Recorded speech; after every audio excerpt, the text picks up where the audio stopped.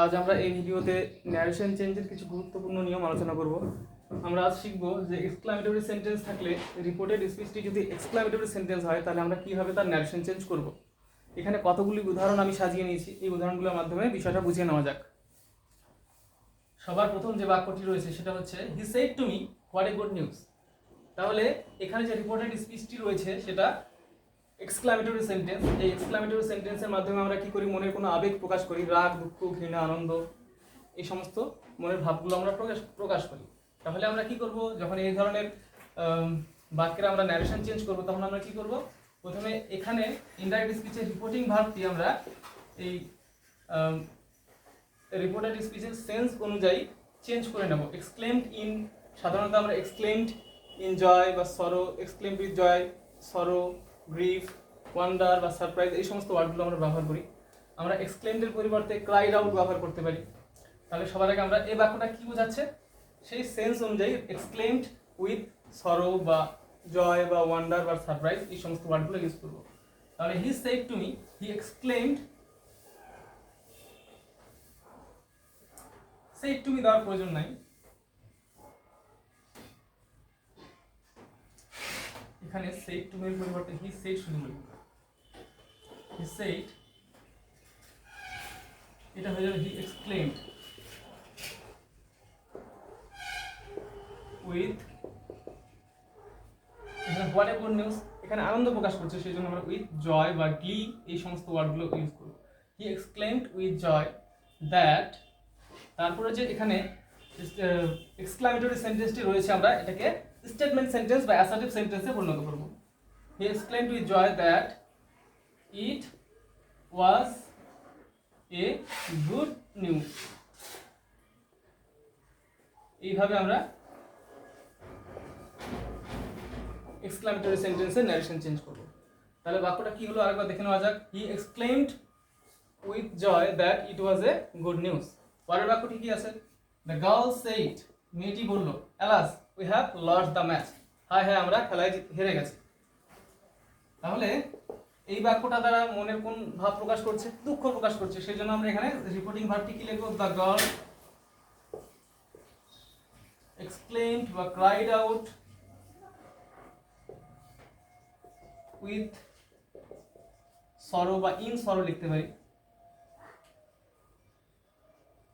That, তারপর conjunction that বসাবো। এবারে এটাকে স্টেটমেন্ট করে নিলে কি হবে, এটা প্রেজেন্ট পারফেক্ট টেন্সে রয়েছে, পাস্ট পারফেক্ট টেন্স হয়ে যাবে। দ্যাট এখানে উই বলতে দে হয়ে যাবে। The girl exclaimed with sorrow that they had lost the match. তোমরা যখন লিখবে তখন এখান শেষ হয়ে গেলে এখান থেকে লিখতে শুরু করবে। আমি আগে থেকে তুলে নিয়েছি সেই জন্য এগুলোকে এই ফাঁকা জায়গাতে এখানে লিখলাম। তাহলে বাক্যটা কি হয়ে গেল, the girl exclaimed with sorrow that they had lost the match.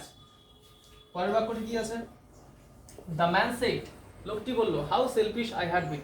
এখানে লোকটি দুঃখ প্রকাশ করে বলছে কি স্বার্থপরই না ছিলাম আমি। তাহলে এখানে অর্থটা কি রকম হয়ে যাচ্ছে, দুঃখ প্রকাশ করছে, সেই জন্য আমরা এখানে রিপোর্টিং ভার্বটি এইভাবে লিখবো, দ্য ম্যান এক্সক্লেমড বা ক্রাইড আউট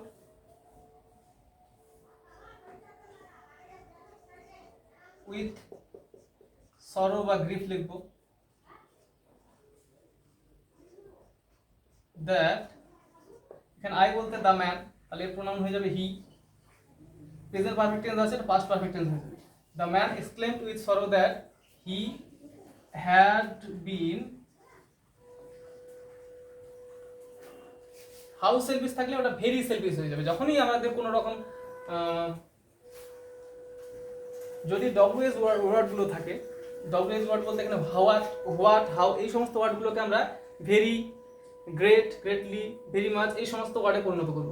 প্রথম বাক্যটা হোয়াট এ গুড নিউজ, তাহলে he exclaimed with joy that it was a, আচ্ছা এখানে ভেরি গুড নিউজ দিতে হবে, ভেরি গুড নিউজ, এরকম হবে। পরেরটি কি ছিল না, এখানে কোনো ডব্লিউএস ওয়ার্ড নাই। পরের বাক্যটা দেওয়া 3 নম্বর বাক্যে দেওয়া আছে, the man said how selfish I had been. তাহলে কি হয়ে যাবে, the man exclaimed with sorrow that he had been very shellfish.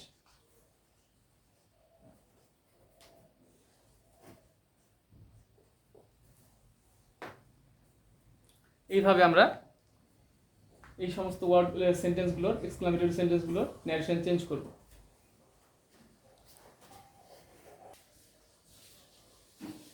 এবারে এই দুটি বাক্যে আমরা ন্যারেশন চেঞ্জ করব। প্রথম বাক্যে দেওয়া আছে he said to me good morning. তাহলে এই গুড মর্নিং শব্দটা দ্বারা, বাক্যটা দ্বারা, এই অংশটা দ্বারা কি বোঝাচ্ছে? উইশ করা বোঝাচ্ছে, কাউকে কোনো শুভেচ্ছা জানানো বোঝাচ্ছে। সেই জন্য আমরা এখানে রিপোর্টিং ভার্বটা উইশড বা বেড করে দেবো। যেহেতু গুড মর্নিং বলে আমরা কাউকে শুভেচ্ছা জানাই, সেই জন্য আমরা এখানে ভার্বটি এই স্পিচের অর্থ অনুযায়ী দে বেড মি করে দেবো, বেড করে দেবো। এবার অবজেক্ট আছে মি, সেই জন্য they bade me good morning. এইরকম ভাবে আমরা চেঞ্জ করবো, বা they bade good morning to me, এরকম করতে পারতাম। এবারে 5 নম্বর বাক্যটি আছে he said to me, he said to him, sorry we said to him congratulations. তাহলে এই ক্ষেত্রে আমরা কি করব? উই কনগ্রাচুলেটেড হিম, এরকম করে দেবো। উই কনগ্রাচুলেটেড, এখানে আমরা ভাবটাকে কনগ্রাচুলেটেড করে দেব, কারণ অভ্যর্থনা জানা বোঝাচ্ছে বা সাবাসী দেওয়া বোঝাচ্ছে। উই কনগ্রাচুলেটেড হিম। এইবারে আরেকটা বাক্য লেখা যাক, হি said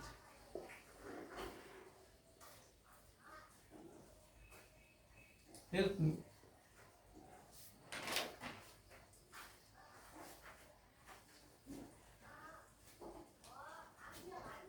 help help।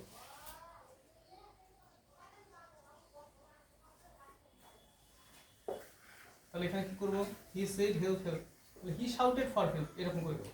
He shouted, S H O U T, shouted for help.